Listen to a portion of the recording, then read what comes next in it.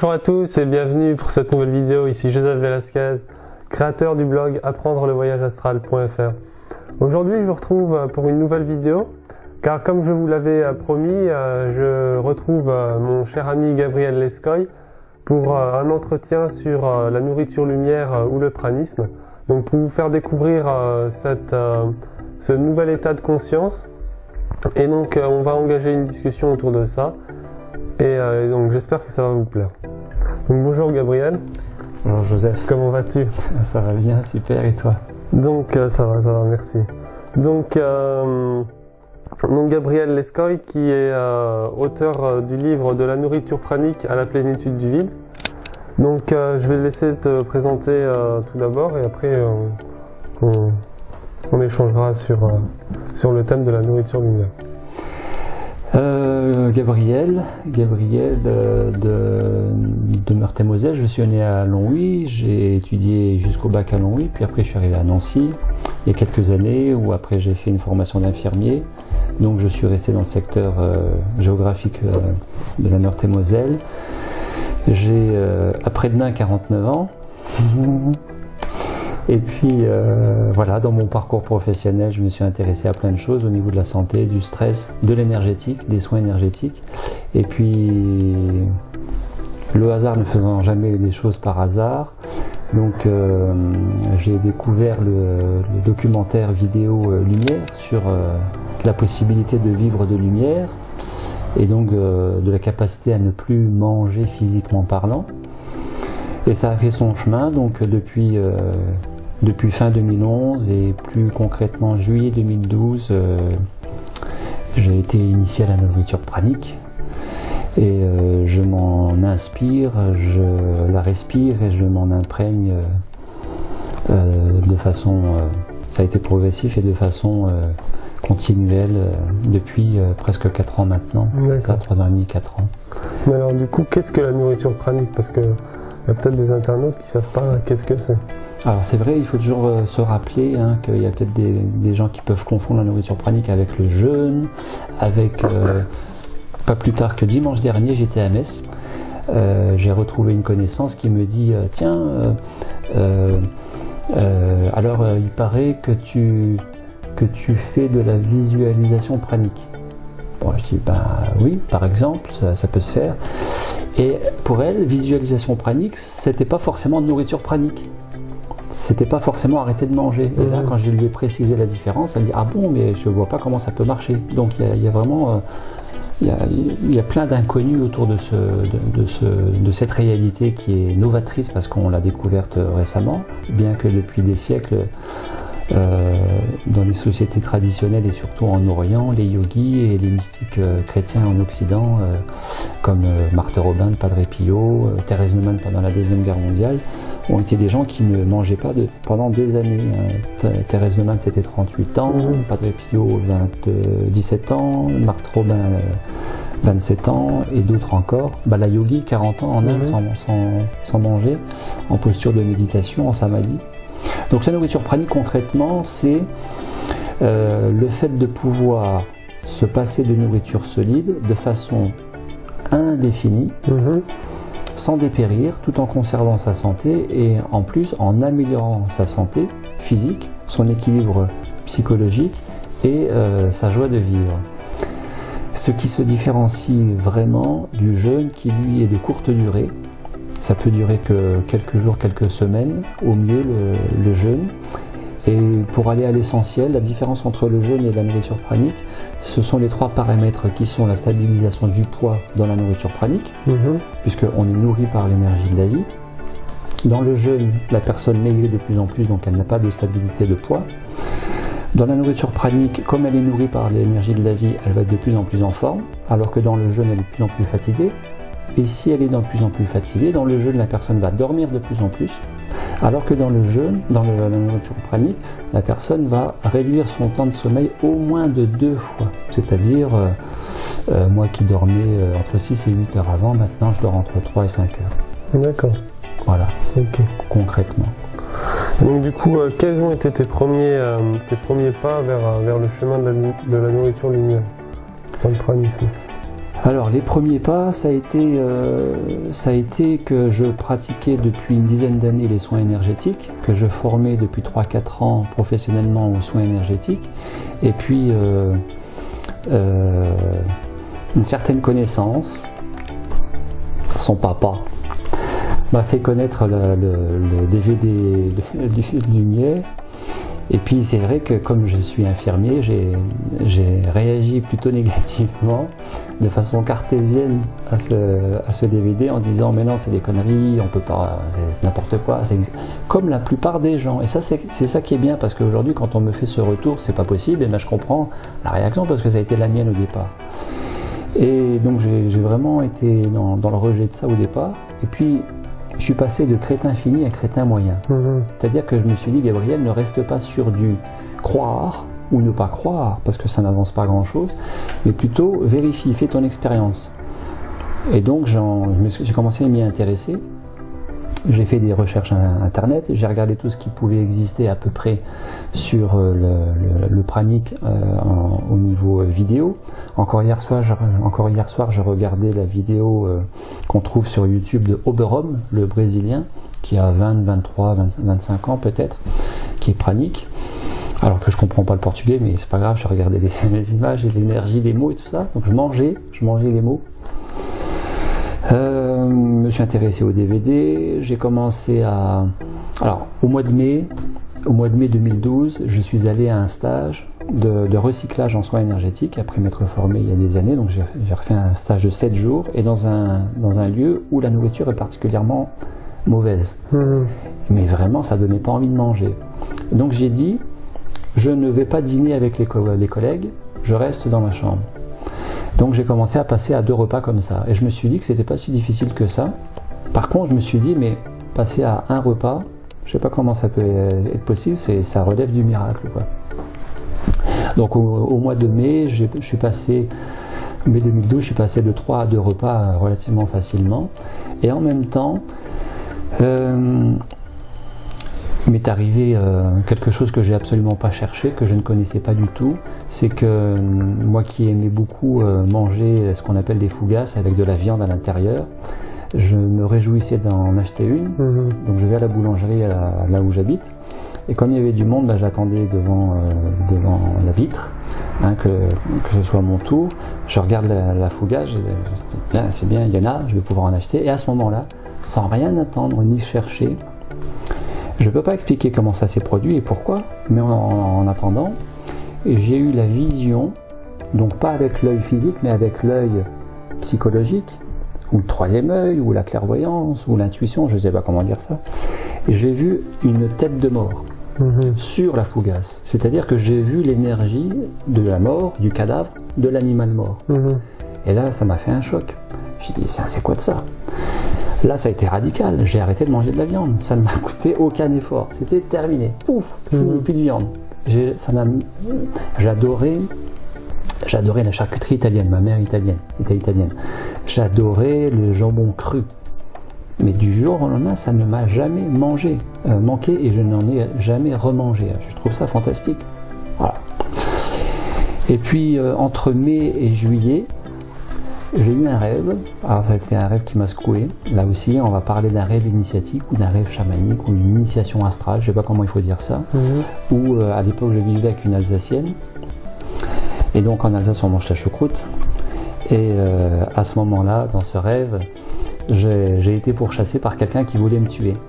La situation s'est inversée puisque j'ai fait face à mon assaillant en disant tu vas arrêter de me faire peur et maintenant viens, on va voir qui est le plus fort.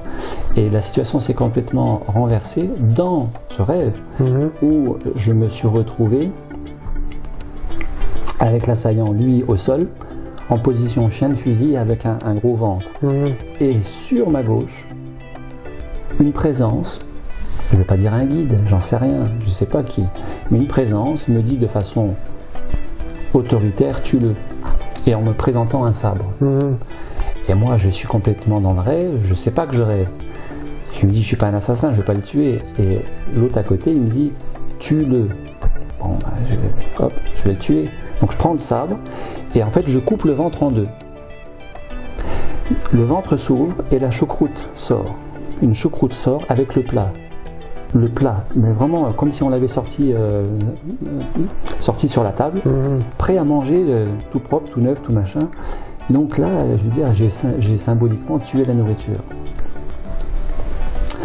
Et donc là, ça a été vraiment le démarrage. Donc après, j'ai commencé à passer des journées, une journée par semaine, une journée de temps en temps sans manger. J'ai continué de me documenter, j'ai regardé des vidéos, je suis passé progressivement à un repas par jour. Naturellement, ça m'a pas trop coûté. J'ai enlevé pas du tout coûté la viande, les produits laitiers, les féculents, jusqu'à ce qu'il ne reste plus que les fruits et légumes. Et puis concrètement, j'ai commencé à faire des périodes de pause alimentaire, on va pas dire de jeûne, mais de pause alimentaire. J'en ai fait une de 11 jours en juillet 2012 pour imprégnation du prana. J'en ai fait une de 10 jours en octobre 2012, une de 10 jours en décembre 2012 et une de 13 jours en août 2013. Et à partir de là, eh bien voilà, le poids est stabilisé. J'ai perdu 13 kilos, je me sens très bien, j'étais pas obèse, j'étais mince, là je suis un peu plus mince, mais je me sens très bien. Le poids est stabilisé, je dors beaucoup moins qu'avant, je suis toujours en super forme, je fais plein de choses, je suis très rarement fatigué, autant du physique que du psychologique, et vraiment c'est autre chose. C'est vraiment autre chose. Donc vraiment le pranisme apporte des avantages sur le plan de vue physique. Ah bah ça serait mieux, parce que sinon ça serait quel serait l'intérêt entre guillemets de se priver de manger, parce que moi j'aimais bien manger quand même. J'aimais bien manger, mais maintenant ça ne me dit absolument plus rien. Donc il y a beaucoup. On a comparé le jeûne avec le prana, maintenant il faudrait comparer la nourriture pranique avec la nourriture classique, c'est-à-dire solide, c'est-à-dire industrielle, qu'on achète dans les magasins. Et il y a deux choses, c'est qu'il y a un niveau de conscience qui fait dire que au jour J, en mangeant ce que je mange, je trouve ça super bon, et comme je ne connais pas autre chose de meilleur, je me dis que ça c'est le meilleur. Et il y a aussi le côté inconvénient. Les inconvénients liés à la nourriture solide, ils sont rattachés aux toxines. Les déchets alimentaires produits par la consommation de la nourriture solide, au niveau des émulsifiants, des colorants, des stabilisants, des exhausteurs de goût, des conservateurs, de tout ce qu'on veut, fait que l'organisme n'a pas le temps, puisqu'il les ingère, n'a pas le temps de les éliminer. Donc il va les stocker et ça va produire la plupart des problèmes de santé liés à une hypertoxémie, un taux de toxines trop élevé dans le sang.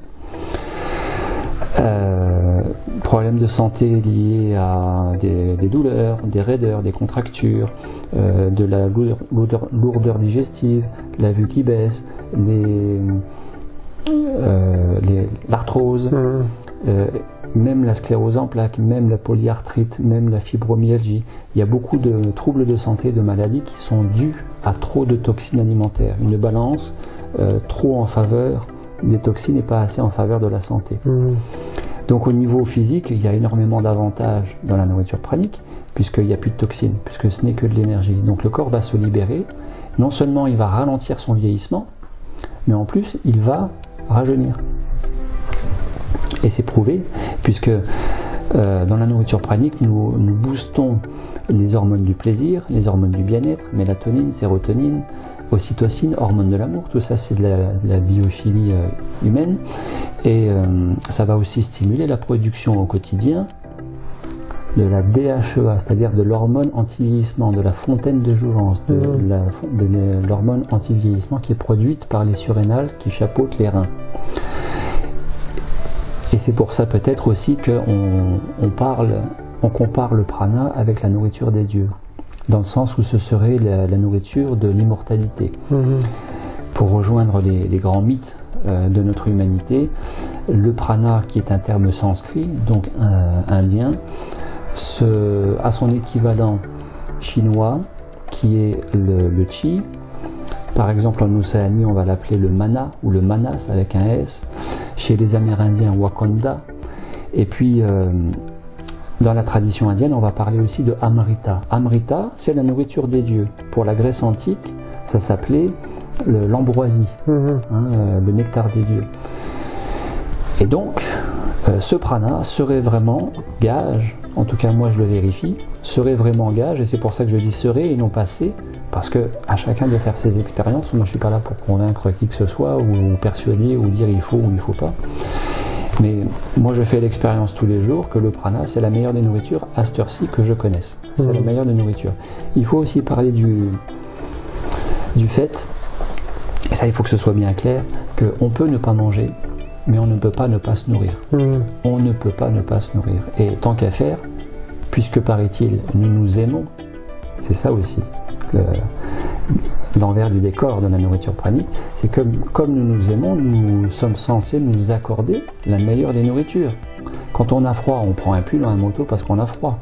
Quand on tousse et quand on est malade, on va chez le médecin parce qu'on veut aller mieux.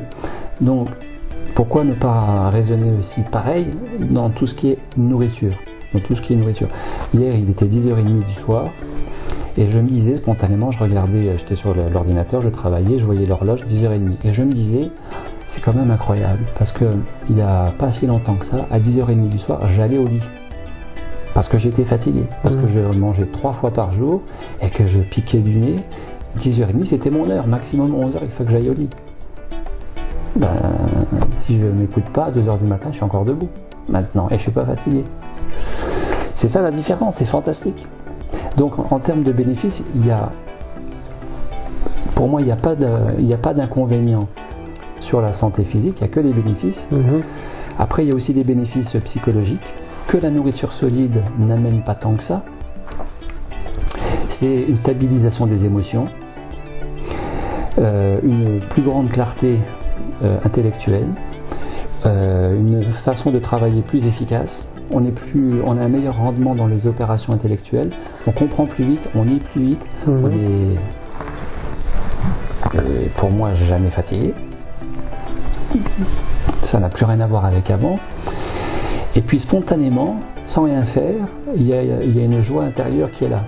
Parce qu'il y a une reconnexion à tout ça, il y a aussi une reconnexion au tout. Et c'est là aussi où je me suis rendu compte que la notion de séparativité, elle était complètement illusoire, parce qu'en réalité, nous sommes tous reliés, nous sommes tous un. Alors après, ça fait beau de dire ça, mais c'est mieux de le vivre et de le ressentir, et qui fait que naturellement, comme les enfants, un jeune enfant rit quasi 300 fois par jour. Un jeune enfant. 300 fois par jour. Un adulte, il rit 15, 20, allez, pour être gentil, 30 fois par jour. C'est encore beaucoup. Et on voit bien la différence, c'est que l'adulte, il lui faut un motif pour rire, pour être heureux. Parce qu'il a ça ou parce qu'il a fait ça, il est heureux. Ou parce qu'il est ça, il est heureux. Et en fait, dans la nourriture pranique, il y a vraiment un délestage de tout cet encombrement de l'avoir, en fait, lié à l'avoir, lié à la consommation, lié au surplus, qui fait que quand je suis dans le surplus, la machine, elle est lourde. Et comme elle est lourde, eh bien, la lumière ne peut pas passer, puisqu'on est dans la densité, on est dans la matérialité psychologique et la densité physique. Parce qu'on est encrassé. La densité physique, c'est l'encrassement des toxines. La matérialité psychologique, c'est la lourdeur du mental, du fait des croyances, des préjugés, des émotions qu'on va caler avec la nourriture, des peurs, des colères, des tristesses, de tous ces systèmes de béquilles, de compensation, qui fait qu'on ne laisse pas passer la lumière. Et laisser passer la lumière, c'est être non plus dans la croyance que peut-être on peut vivre de la lumière, parce qu'on vit déjà dans la lumière. On est déjà dans la lumière et on est nous-mêmes lumière.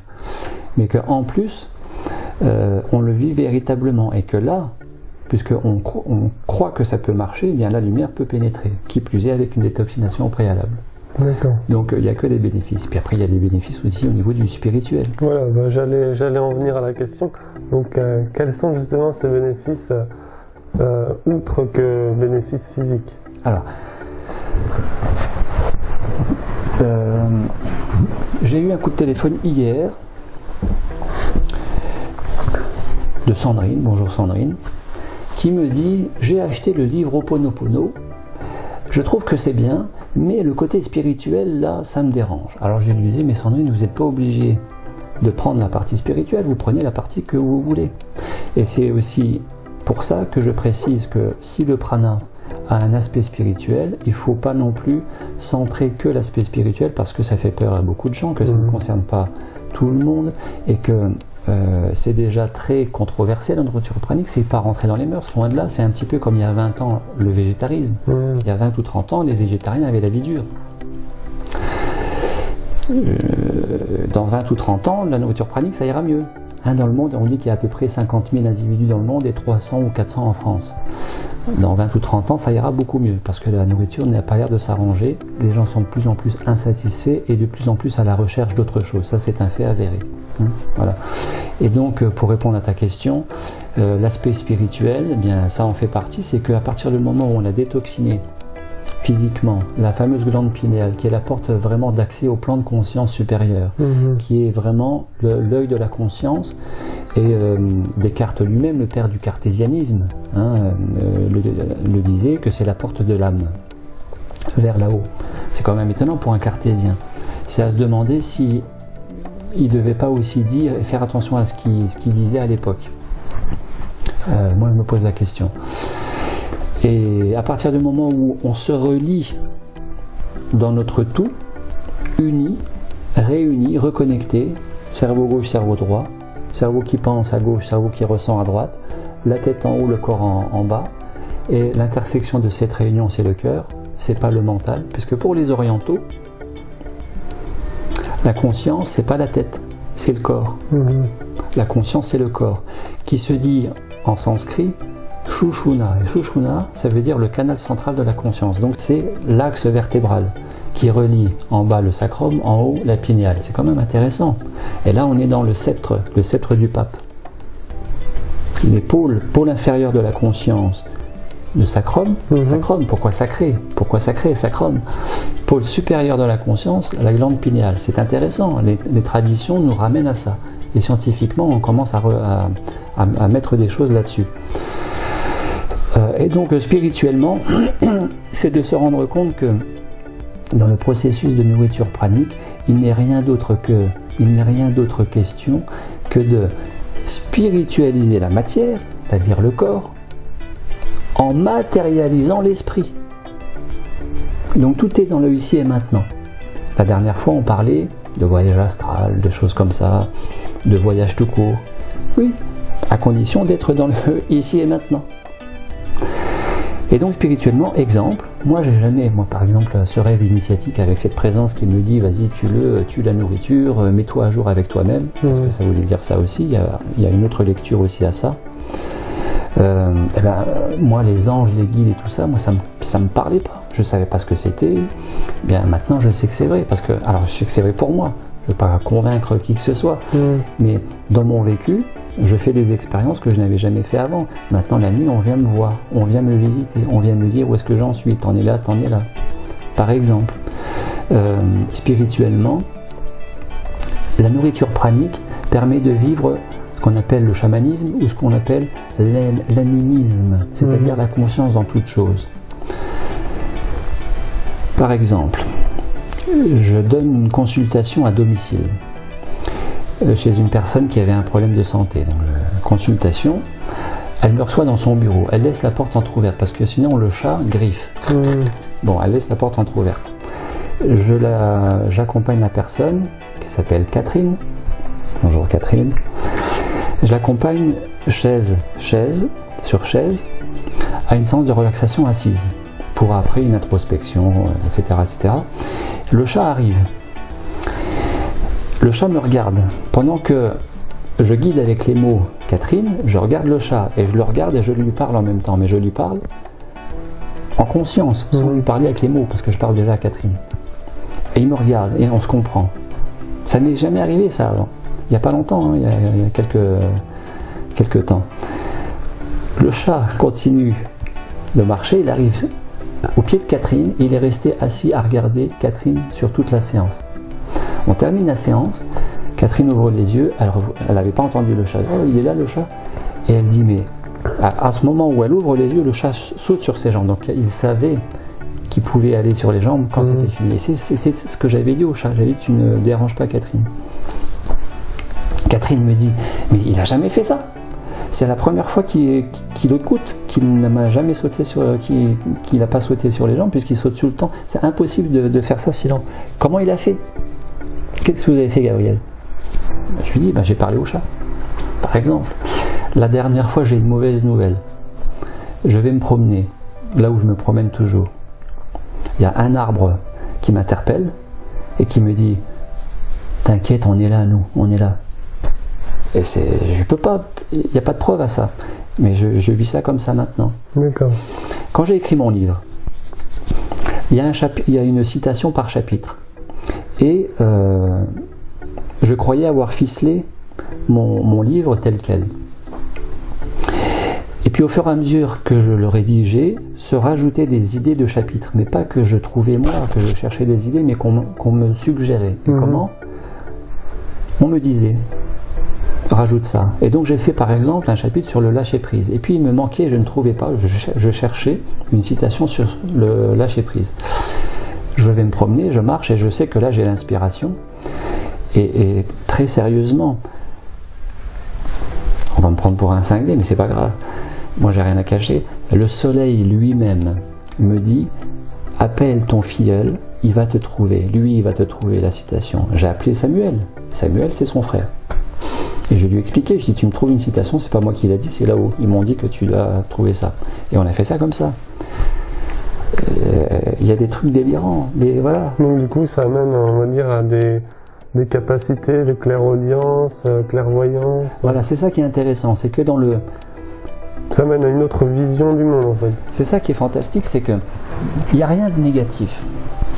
Il n'y a rien de « oh c'est dommage, oh c'est triste, oh et pourquoi est-ce qu'on est toujours en retard en France ?» Pourquoi, par exemple, sur la question du stress, les pays de l'Europe du Nord ont une quinzaine d'années d'avance sur nous. On est toujours en retard sur tout. Dans l'histoire de la France, dans l'architecture, dans la médecine, on a toujours été en retard. Mais question médicale.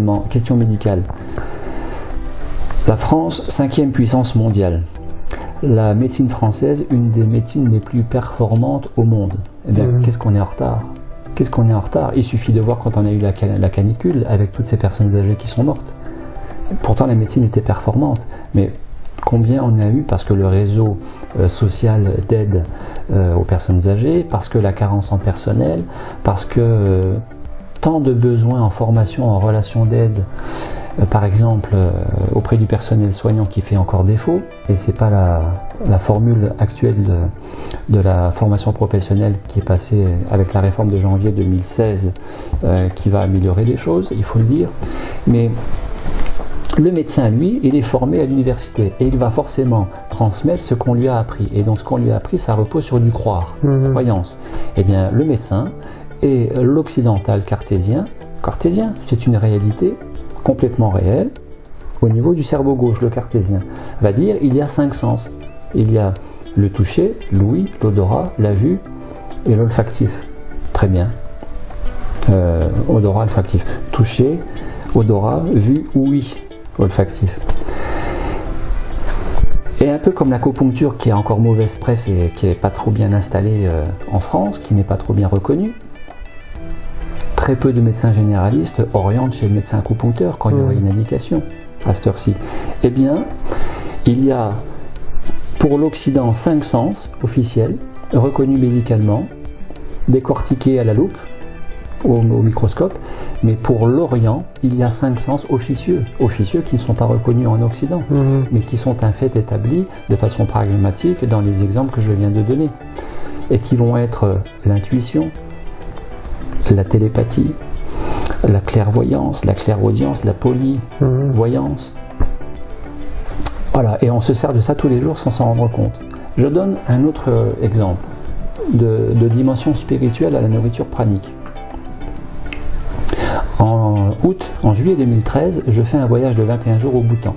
Je suis au Bhoutan, donc le Bhoutan c'est un petit pays grand comme la Suisse où il y a 900 000 habitants, donc il fait bon vivre, c'est un pays de montagne, il n'y a pas de stress, les gens sont restés très alignés au présent, très sereins, même si la vie est difficile parce que c'est un pays où il n'y a pas de tracteur, où tout se fait à la main, un petit peu comme au Moyen-Âge en France, où il y a un siècle encore en France. mais il y a une autre qualité de vie, il y a un autre relationnel entre les humains, et c'est vraiment autre chose. Je suis au Bhoutan, et je me retrouve à 4-5 heures du matin, la nuit, quelque part, alors que mon corps physique dort, je suis en train de soigner le bras de la femme d'une connaissance. Cette connaissance habite tout près de chez moi.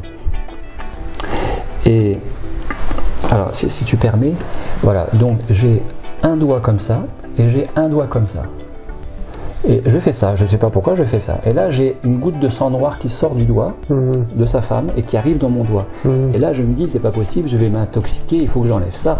Et là, ça me réveille. Je sors de mon truc. Je dis, qu'est-ce que c'est que ça? Il faut que je vérifie.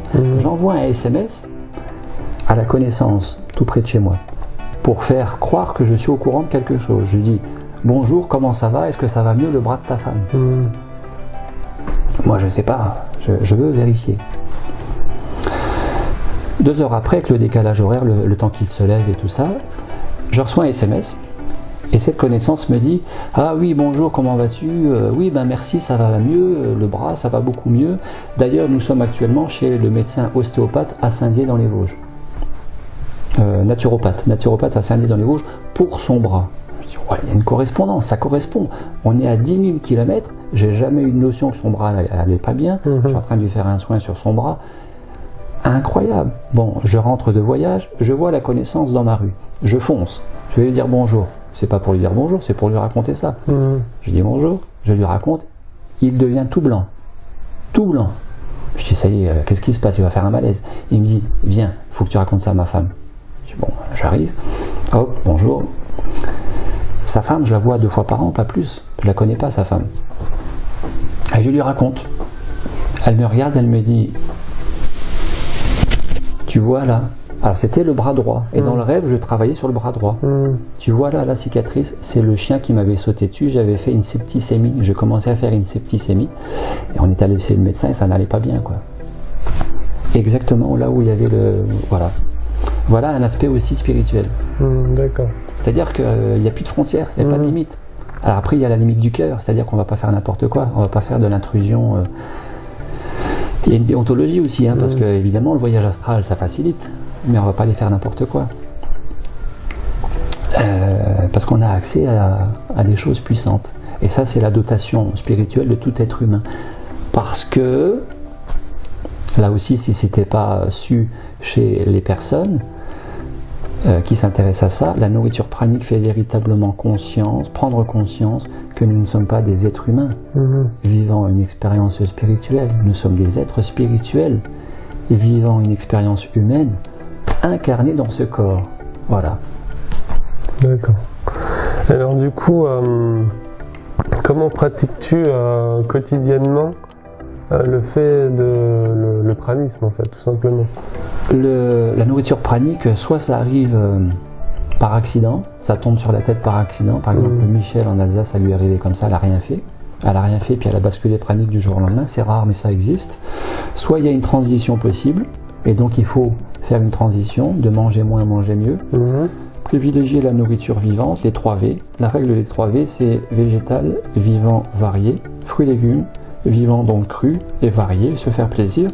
Si possible, il y a des gens qui ont des problèmes de digestion, bien sûr, mais si possible, de manière à ce que les légumes commencent à détoxiner l'organisme, de manière à ce que les fruits amènent la vitalité, l'énergie et le sucre pour éviter les risques d'hypoglycémie liés aux légumes.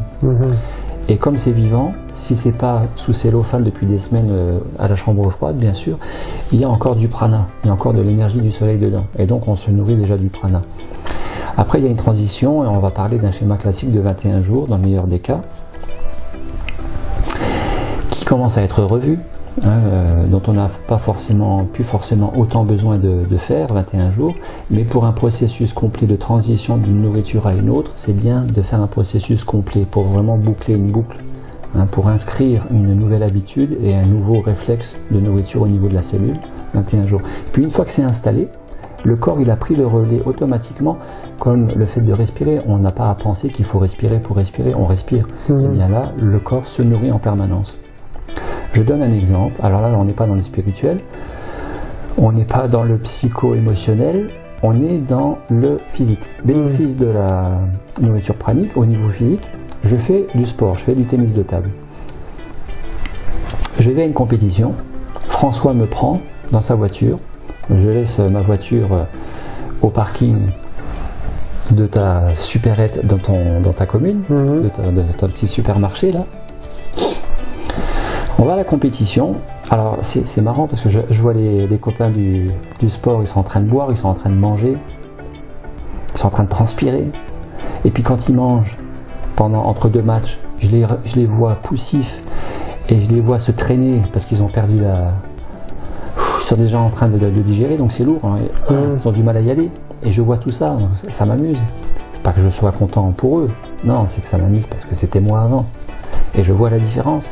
Alors que je suis en compétition, je ne bois pas ni avant, ni pendant, ni après. Même après, je ne bois pas, j'ai pas soif. On pourra en parler après. Et surtout, je ne mange pas pendant. Alors je les vois avec les casse-croûtes, les machins, bon d'accord. On rentre en voiture. Et en voiture, on est en train de discuter de la compétition, des points, des matchs perdus et gagnés. Et il est en train de conduire et je sens sur ma tête, ça fait ça picore, ça grésille, ça vibre. Je me dis, c'est quoi de ça? Et je me branche sur cette sensation. C'est tout simplement le corps qui va chercher l'énergie du prana, qui pompe l'énergie du prana pour maintenir sa balance énergétique. J'ai dépensé de l'énergie au sport. Le corps, lui, on n'a pas besoin de lui dire qu'est-ce qu'il a à faire, il est content. Il fait ce qu'il a à faire, il reprend sa dose d'énergie et ça va passer par tous les pores de la peau. Parce que ce que la médecine a vérifié, c'est que nous n'avons pas que deux poumons, poumon gauche, poumon droit, nous avons un troisième poumon qui est la peau. La peau tout entière était aussi un poumon. Mais ce qu'elle n'a pas vérifié, et que j'ai vérifié mais qui n'est pas prouvé, sauf en botanique, c'est prouvé, c'est que la peau va respirer l'oxygène, mais va aussi respirer le prana, l'énergie universelle de la vie. Quand je parle de la botanique, c'est que nous savons maintenant que les feuilles des arbres ont aussi des micro-bouches qu'on appelle des stomates. Et les stomates, il y en a entre 50 et 500 par millimètre carré, donc c'est énorme, c'est microscopique, il y en a plein. Eux vont pomper aussi l'énergie. Et c'est comme ça que l'arbre va faire de la photosynthèse à partir de l'énergie du soleil, le prana. Et les cartésiens vont répondre, oui, mais ils prennent les nutriments à partir des racines. Bon, oui, très certainement, il n'y a pas de problème. Comme nous avons aussi besoin de maintenir du calcium, du potassium. Sauf que d'un côté, on le prend avec la nourriture solide, mais il y a beaucoup de toxines. Ça endort la conscience. Ça limite le plein déploiement de la conscience et une pleine santé. C'est les grands inconvénients. Et ça inhibe un réel épanouissement de soi au quotidien. Alors que dans la nourriture pranique, on déploie une pleine santé, une pleine conscience, une beaucoup plus grande conscience, c'est vraiment l'éveil de la conscience et une autre joie au quotidien sans motif particulier. Voilà. D'accord. Mais alors du coup, pour faire ça, il faut vraiment être en conscience alors. Mais c'est un processus qui est continu, c'est la vie, c'est le processus de la vie qui fait ça. La vie, pour moi, c'est une initiation, c'est une école, c'est une aventure, mais c'est pas... pour moi personnellement, c'est pas je fais mes 8 heures à l'usine, je suis devant la télé au canapé puis j'attends demain pour retourner à l'usine. Pour moi, c'est pas ça la vie. Ou c'est pas non plus je travaille toute l'année pour me payer les vacances et puis vivement les vacances. Et je pense sans arrêt aux vacances, donc je suis pas au présent. Je suis sans arrêt à vivement le mois de juillet pour les vacances. Puis j'ai tellement voulu les vacances que les vacances passent vite parce que je suis jamais au présent, je suis tout le temps à vivement. Et puis qu'on est vivement revenu, là en septembre à la rentrée qu'il faut reprendre le boulot. Puis on n'est jamais au présent, donc on n'est pas dans la conscience. Donc les neurosciences, avec quelque chose qui est très à la mode en ce moment, la pleine conscience, et qui est même enseignée en diplôme universitaire à l'université de Strasbourg, dirigée par le docteur Gérard Bloch, rhumatologue à Strasbourg. Il est prévu que je fasse cette formation, parce qu'il y a un dossier d'inscription à partir du mois d'avril, et c'est prévu que je les ai appelés. La médecine reconnaît de plus en plus que le fait de vivre au présent est beaucoup plus salutaire à la santé que ce que le stress en contraste, apporte. Le stress, c'est d'être soit dans le passé, soit dans le futur, et pas dans le présent. Quand on est dans le présent, on n'est pas dans le stress. On est dans je vis, je ressens les choses. On est dans le présent. Et donc, se nourrir du prana, c'est se nourrir du présent. Quand je me nourris du présent, je suis déjà nourri du prana.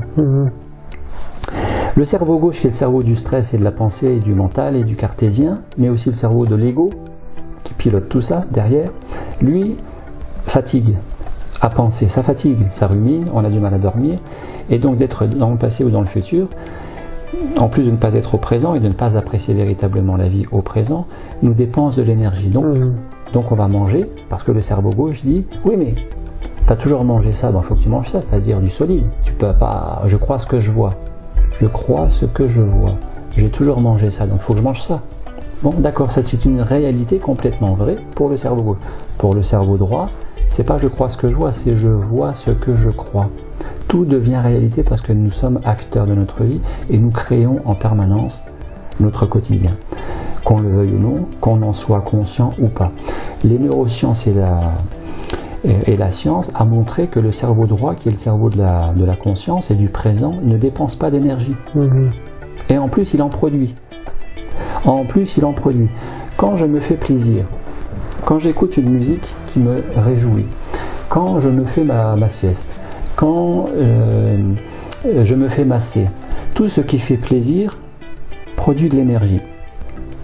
Le sport, sans manger, si je fais de l'activité physique, si je fais un footing le matin avant le petit déjeuner, sans avoir mangé, je suis à jeun, je fais un footing, la médecine a montré que la centrale énergétique de la cellule, de l'organisme qu'on appelle la mitochondrie, produit de l'énergie à partir de l'activité physique sans même manger. C'est fantastique. La science a prouvé que la mitochondrie transformait l'énergie solaire arrivant à la mitochondrie en énergie biologique qu'on appelle l'ATP, adénosine triphosphate. Il y a plein de choses qu'on ne sait pas et qu'on commence à découvrir au niveau scientifique et qui expliquent que la nourriture en conscience, la nourriture pranique, est une réalité tout à fait réelle. Ça me fait penser à une conférence, je donne des conférences un peu partout. J'ai donné une conférence l'année dernière, j'en ai donné plusieurs dans les Vosges, et il y a une personne dans l'assistance qui me dit « mais si on fait un jeûne, on peut devenir pranique ?» Et je disais non. Et en fait, elle avait à moitié raison. Non, parce qu'un jeûne, ce n'est qu'un jeûne, et si ce n'est qu'un jeûne, le corps va pomper dans ses réserves. On ne peut pas ne pas se nourrir, donc il va pomper dans les réserves sucre, graisse, muscle, et après c'est la mort. Et ça va durer maximum quelques semaines, maximum 4 mois, quelque chose comme ça. Après c'est la mort. Mais elle avait à moitié raison, parce que je me suis dit, mais c'est vrai, Marthe Robin, Padre Pio, Balayogi, Thérèse Neumann, qui ne mangeaient pas pendant des années, comment ils faisaient? On leur a jamais fait une conférence ou une vidéo sur la nourriture pranique, ils n'ont jamais lu un bouquin sur la nourriture pranique. Comment ils faisaient? Ils étaient au présent. Ils étaient au présent et nourris par le présent, et donc dans la conscience du présent, par le biais de la prière, de la méditation, du silence. Pourquoi du silence? Quand on dit « oh, je m'ennuie », « oh, le silence, ça me dérange, j'aime pas ça, faut que ça bouge. Je rentre du boulot, je mets la musique parce que j'aime pas être seul. Le silence, ça ne va pas. » Et ça, c'est le mental. C'est tout le système lié à l'activité du mental. Par contre, le silence, le blabla, le bruit et les mots, blablabla, c'est le langage du cerveau gauche. Par contre, le silence, c'est le langage du cerveau droit, c'est le langage de la conscience. La conscience se nourrit du silence. D'ailleurs, ce n'est pas un hasard si les religieux, les mystiques, les spirituels, les artistes aiment se retirer dans la nature, aiment la campagne, aiment la forêt, aiment la montagne, aiment se retirer dans le bureau et s'imprégner, simplement être là. Parce que c'est ça. Parce que ça, c'est déjà une nourriture. D'accord. Et du coup, tu aurais une technique pour donner aux internautes qui souhaitent être plus en conscience quotidiennement? Technique. Technique, ça peut être ça aussi. Je vais proposer une petite technique. Ça me fait penser à ce que les Tibétains disent. Les Tibétains disent que le vide est forme et la forme est vide. Eh bien simplement méditer là-dessus. Mais méditer, ce n'est pas réfléchir, parce qu'on va s'arracher les cheveux, on va avoir un mal de tête, et on va rien comprendre, et on va dire ça c'est de la connerie. Ah, et ça me parle pas. Évidemment, il faut lâcher le mental. Il y a deux cerveaux qui permettent d'acquérir de l'information. Il y a le cerveau gauche qui cherche, et il y a le cerveau droit qui ne cherche pas. Et comme on ne cherche pas, les choses viennent, puisqu'on se relie à l'extérieur, parce que quand on lâche prise, on se reconnecte. Mais oui. Et donc, simplement méditer, s'imprégner, méditer c'est s'imprégner pour ressentir et non pas réfléchir à cette phrase. Le vide, il est plein. Ah, il n'y a pas de complexe, lui. Voilà, il vit le présent. Ça c'est un enseignement, il vit le présent. Le vide, il est plein, c'est le chien. Et le plein est vide. Voilà. S'imprégner de ça. Ressentir ça à l'intérieur. Le vide, voilà, je touche mon poignet, c'est plein. Puis maintenant, je vais mettre cette énergie, ce mot de vide dans le plein que je sens. Vide. Vide. Et bien spontanément, je sens que je suis en train de rentrer à l'intérieur. Je sens bien sûr les os, les ligaments, tout ça, je sens la peau, je sens les os ici, bien sûr, mais ma conscience me fait rentrer à l'intérieur.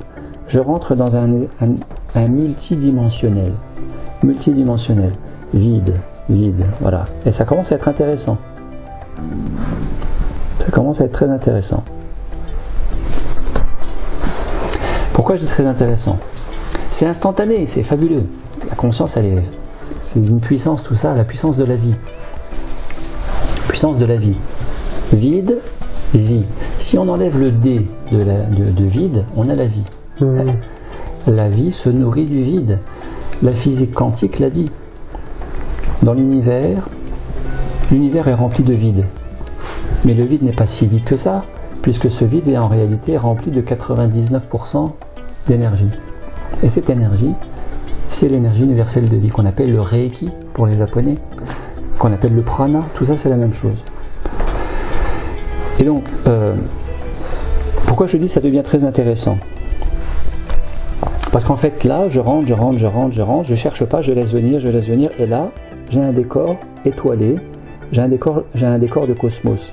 Je suis dans le cosmos, je suis dans le cosmos, entre les planètes là, j'ai les étoiles, je suis dedans là, ça y est, je suis là. Alors je suis sur le canapé, je suis avec Joseph, je suis avec mon poignet, je suis ici, là, dans cette maison, mais je suis aussi dans le cosmos. C'est-à-dire que on peut être partout en même temps. On peut être là et être partout en même temps. En réalité, se nourrir du prana, c'est passer du frigo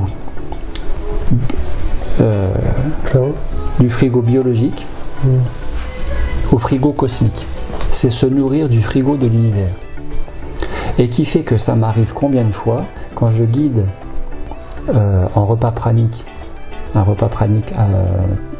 les stagiaires dans mes stages, combien de fois je me retrouve à la fois ici, où il n'y a plus, c'est ça l'aspect spirituel aussi, il n'y a plus de corps physique, il y a une conscience, il y a une tête en suspension, il n'y a plus rien en dessous, parce que je suis là et que je suis parti là-haut. Je suis dans le tout. Et là, c'est fabuleux, mais c'est vraiment fabuleux, la pleine conscience. Et il n'y a rien de mystique, de religieux, de gourou, il n'y a rien de tout ça, c'est la réalité. Une réalité qu'on ignorait jusque-là et qu'on est en train de découvrir petit à petit, qui intéresse de plus en plus de gens. Pas simplement pour dire oui c'est bien ou je sais pas quoi, simplement parce que les gens sont à la recherche essentiellement de deux choses, de bonheur et de santé. Eh bien la nourriture pranique amène plus de bonheur en étant dans moins de joie passagère, c'est-à-dire la joie passagère c'est lié au plaisir passager. Moi j'adorais les millefeuilles. Ah, on va rester sur du pragmatique. J'adorais les millefeuilles. C'était vraiment un plaisir. Mais le millefeuille consommé, le plaisir passé, ben ça retombe, c'est fini quoi. C'est fini, jusqu'à la prochaine fois. Donc il y a quelque chose d'impermanent là-dedans. Je dis pas que c'est pas bien, mais je dis qu'il y a peut-être mieux. Et le mieux, ce serait au moins la même chose, mais qui dure. Et si c'est encore mieux que la même chose, que ça, si c'est encore mieux et que ça dure, ben c'est encore mieux. Voilà. Et donc maintenant, j'ai eu une crise il y a quelques mois. J'ai eu une crise où il fallait que je mange un millefeuille. Ça m'a pris. Alors que j'ai pas faim, mais c'était une mémoire profonde qui me disait t'as faim. Et c'était le mental qui me disait t'as faim. T'as faim, c'était une envie. T'as envie d'un millefeuille, mange un millefeuille. Bon bah je suis allé, c'est dangereux de faire ça. C'est pas grave, je l'ai fait. Après faut se connaître. Je suis allé à la boulangerie, j'ai acheté mon millefeuille, je me suis mis à la cuisine, j'ai pris une assiette, j'ai fait un petit rituel, le couteau, la fourchette, mais vraiment en pleine conscience. Et j'ai pris, hop, une cuillère de gâteau. J'ai mis dans la bouche. Ça m'a coûté un effort pour l'avaler. Ça m'a coûté un effort pour l'avaler. À peine dans la bouche, puisque c'est détoxiné. Qu'est-ce que j'ai capté? J'ai capté les toxines industrielles, le chimique, le synthétique, le carton, enfin le pas bon quoi. Le côté très artificiel de la pâtisserie. Voilà. Et donc plus de bonheur, plus de santé. D'accord. Alors du coup, qu'adviendrait-il si on va dire tout le monde, toute l'humanité serait pranique? Est-ce que ça aurait quelque chose de bénéfique? Ah ben, le but c'est pas forcément que tout le monde soit pranique. Moi je dis que le but déjà n'est pas d'être pranique. Parce que pour moi le but du prana c'est pas d'être pranique, c'est d'être conscient. Et ce à quoi mène le prana, c'est la conscience. Or, c'est pas la seule façon de devenir plus conscient. On dit dans l'aspect spirituel que la nourriture pranique, c'est une des voies royales de l'éveil à la conscience. Oui, mais il n'y a pas que ça, il y a d'autres choses. Vipassana, qui est une méthode de méditation millénaire que le Bouddha lui-même pratiquait, qui s'appelle en sanskrit la vision perçante, c'est une voie royale d'initiation à l'éveil de la conscience. Bon, il y a plein d'autres choses, il y a plein de choses qui permettent de s'éveiller au présent. Mais à ce jour, et je ne fais pas du prosélytisme, je ne connais pas mieux que la nourriture pranique pour libérer autant de santé, de conscience, de joie de vivre, de liberté d'être tout court. Et donc, qu'est-ce que ça amènerait si les gens étaient praniques? Ben, ils seraient plus heureux, ils seraient beaucoup plus en santé, ils seraient simplement plus heureux, tout simplement, au détriment du système économique, agroalimentaire et pharmaceutique, au détriment, mais je ne suis pas plus pour l'un ou contre l'autre, je ne suis pas plus pour le prana et contre l'agroalimentaire ou le pharmaceutique, je suis pour la réalité de notre société d'aujourd'hui qui fait qu'on est tous dans un processus d'évolution et on cherche tous, d'une manière ou d'une autre, avec nos croyances, nos préjugés, nos machins, plus de bonheur, plus de santé. Alors si pour le voisin le bonheur c'est une belle voiture, ben, tant mieux pour lui. Moi une belle voiture ça ne m'intéresse pas plus que ça. Tant que ça roule et que ça m'amène où je veux, c'est le principal. Voilà, tout est subjectif, tout est relatif. Après, c'est dans vraiment le respect de chacun dans sa liberté et dans son rythme d'évolution. Parlons pas de la société, parlons de chacun à son niveau. On voudrait que la société, elle soit comme ça, comme ça, comme ça, comme ça. Mais incarnons le changement. Soyons un exemple, soyons moteurs pour notre voisin. Sans lui dire qu'il faut qu'il fasse pareil, mais lui de nous voir dans quelque chose de nouveau, un renouveau, un changement, va lui donner envie. Soit ça lui donne de l'envie négative, c'est-à-dire de la jalousie, soit ça lui donne de l'envie positive, c'est-à-dire ça l'inspire et dit « Oh, je vais faire pareil. Oh, bon, bah d'accord, allez, comment tu fais? Bon, bah allez, je vais faire 1 jour par semaine, je ne mange pas du tout. Bon, allez, je vais passer à 2 repas par jour et j'en ai assez. » Très bien, super. Que les gens fassent ce qu'ils ont envie pour eux, à condition que ça leur soit profitable. Je ne dis pas qu'il faut faire pareil, je fais juste un témoignage. Et je dis surtout, faites et faisons les expériences. Donnons-nous les moyens de faire les expériences pour vérifier et ne restons pas dans les croyances, parce qu'avec les croyances, il y a des milliers de gens qui ont été trucidés pendant le Moyen-Âge. Il y a les guerres de religion, parce que ce sont des croyances, les guerres de religion. Il y a je viole ma voisine, je tue mon voisin, enfin, voilà. Tout ça, c'est l'ego. Et la croyance nourrit l'ego. Quand on aura compris que l'ego ne veut pas nous rendre heureux, on ne va pas en faire un ennemi, mais on va en faire un allié. Un allié pour passer, pour évoluer, pour grandir. Voilà. Et grandir pas vers le plus, mais vers le mieux. Et vers le mieux, ça veut dire aussi vers le moins. Eh oui, parce que plus, c'est pas mieux. Plus, c'est encore accumuler, c'est avoir. Pour être dans le mieux, il faut être dans le moins. C'est-à-dire, je me détache, je me délaisse. Alors moi, ça me coûte rien. Ça me coûte rien du tout. Mais j'ai encore donné 2 sacs d'habits. J'ai donné 11 chemises et chemisettes à un ami, là, il n'y a pas longtemps. J'ai amené des cartons d'habits, de chaussures à mes frères à Longwy, d'où je viens. J'ai pas de télé. Je vis avec pas grand-chose. Et je suis de plus en plus heureux. Voilà. Ça ne veut pas dire qu'il n'y a pas de difficultés par ailleurs, qu'il n'y a pas de factures à payer, qu'il n'y a pas de mauvaises nouvelles de temps en temps, qu'il n'y a pas des gens qui meurent, qu'il n'y a pas de deuil à faire, bien sûr. Ça, c'est aussi l'aspect humain de tout le monde. Mais personnellement, je le vis beaucoup mieux que beaucoup de gens. Et que je le vivais aussi moi avant, bien sûr. Ok. Écoute, je pense qu'on va s'arrêter là. Je te remercie pour le temps que tu as passé ici et pour avoir bien voulu faire cet entretien avec moi. Donc j'espère que cette vidéo vous aura plu. Donc n'hésitez pas à aller voir le site de Gabriel. Donc les liens seront juste dans la description en dessous. Et je vous invite aussi à laisser vos commentaires, dire si ça vous a plu. N'oubliez pas de mettre un j'aime et de partager la vidéo. Sur ce, je vous dis à très bientôt.